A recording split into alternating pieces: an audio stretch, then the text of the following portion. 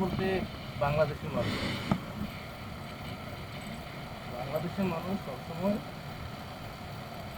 সরকারের উপর দোষ দেয়, কিন্তু নিজেকে যে সচেতন হতে হবে সেটা তারা করে না, কিন্তু সরকারের উপর কি তারা দোষারোপ করে।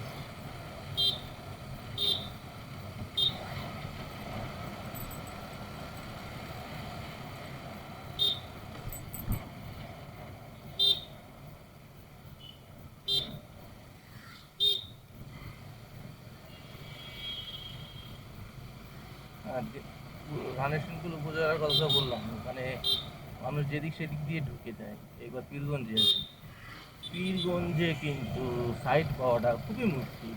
এখানকার মানুষ নড়েও না সহজে, মনে হচ্ছে যে ধাক্কা না দেওয়া পর্যন্ত নড়বেন।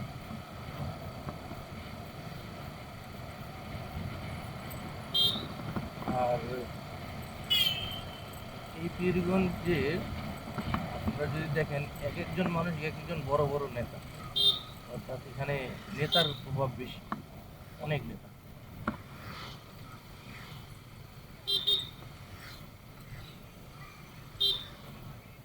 সরকার বাচ্চারা যাতে এই রোদের মধ্যে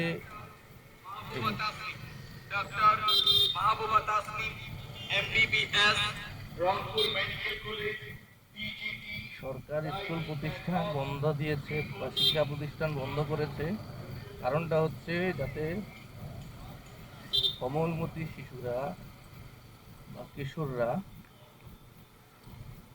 বাইরে বের না হয় রোদের মধ্যে। কিন্তু আমাদের কিছু মহাসচেতন গার্ডিয়ান আছে, তারা বাচ্চাকে একদিনও মিস করাবে না পড়াশোনা।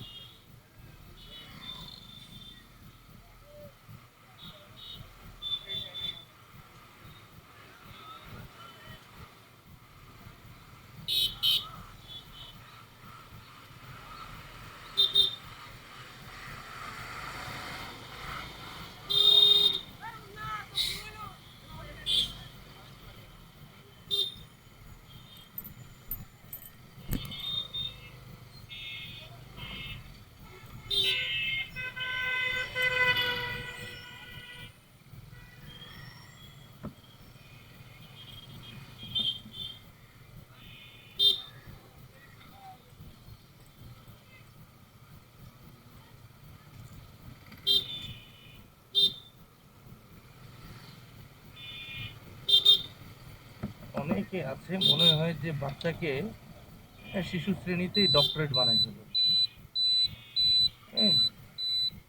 এক বিন্দুও ছাড় নেই। অথচ সায়েন্স বলছে যে এই সময় বাচ্চাদের যে নিউরনগুলো সেগুলো সংযোগ হয় এবং সুগঠিত, অর্থাৎ একটা বাচ্চা মায়ের গর্ভ থেকে তার শিক্ষা শুরু হয় এবং মূলত 3 বছরের মধ্যেই 1 থেকে 3 বছরের মধ্যেই প্রায় বেশিরভাগ নিউরনের সংযোগ হয় এবং 5 বছরের মধ্যেই 20%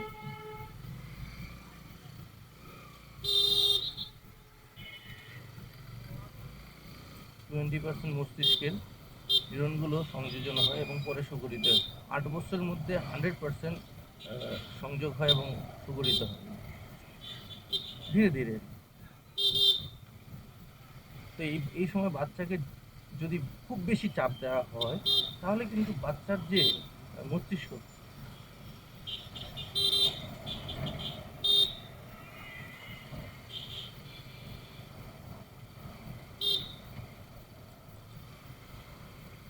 এতটা চাপ নিতে পারে না,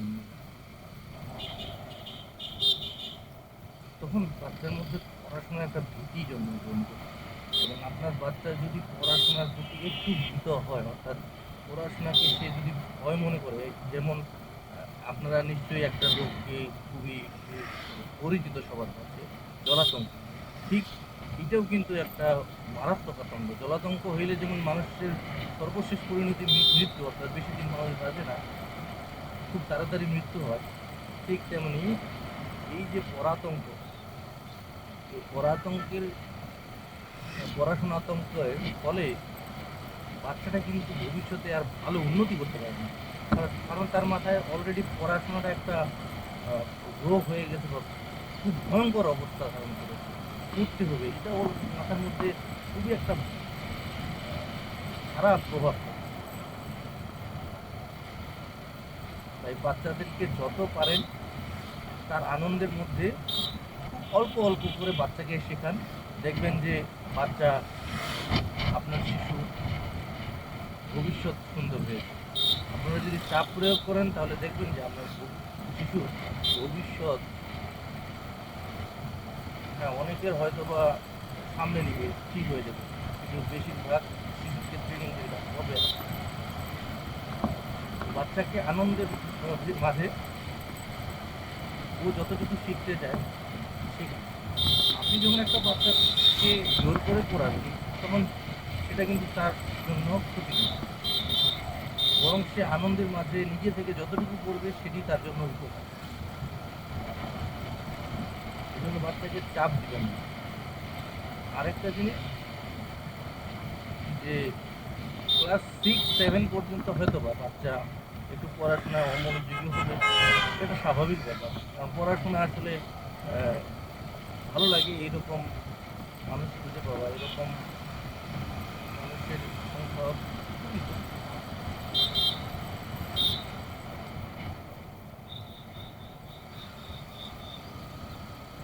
এবং আমাকে নিজেও,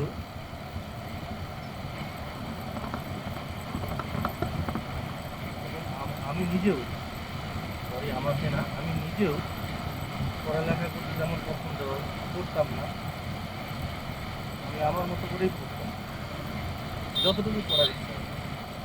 যদি 10 মিনিট পড়ার ইচ্ছা হয় 10 মিনিটই পড়তাম, মানে পড়া শুরু করতাম, 10 মিনিট পড়ার পর আর ইচ্ছা করলো না, আমি আর পড়তাম না, ছেড়ে দিই।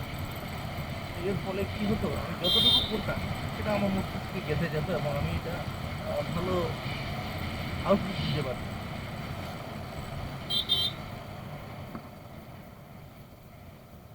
কিন্তু মনে করেন যে পরীক্ষার সময় চাপ নিয়ে যেগুলো পড়াশোনা করেছি সেগুলো ওই পরীক্ষার মধ্যেই সীমাবদ্ধ ছিল, বা অনেকগুলো তো পরীক্ষার আগ পর্যন্ত সীমাবদ্ধ ছিল। পরীক্ষার দিনও বা পরীক্ষার সময় যেগুলো পড়েছি এসেছে প্রশ্নপত্রে, সেটা আমি লিখতে পারিনি, কারণ সেগুলো ওই যতক্ষণ পড়েছি ততক্ষণও মনে ছিল, পড়া শেষ করেছি সেগুলো আবার ভুলে গেছি। তো এই কারণে সুগঠিত হওয়া দরকার।